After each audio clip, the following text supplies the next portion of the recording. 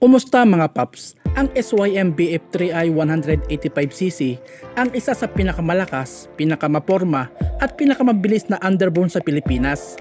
At naging banta pa nga ito sa pagiging hari ng Rider 150 at ng Yamaha Sniper 155. Pero sa kabila nito, ay nagiging underrated pa din ang SYM BF3i 185cc kasi nga hindi ito kasama sa The Big Four.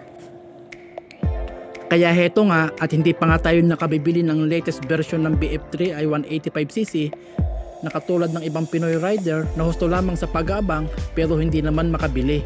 Kaya naman muling naglabas ang SYM ng bagong SYM BF3i 185cc.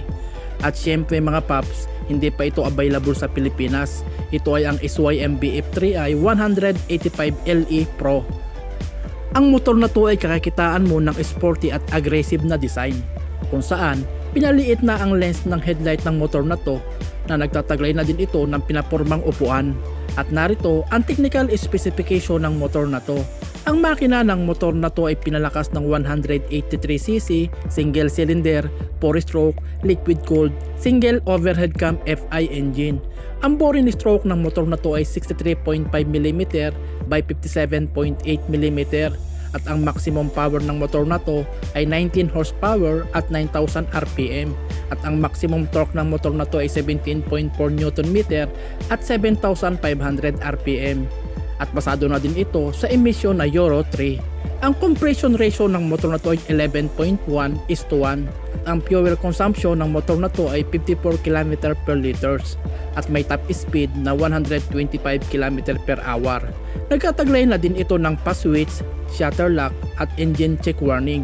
Ang control panel ng motor na to ay digital, ang odometer, fuel gauge at speedometer at nakapaloob na din ang trip meter at tachometer.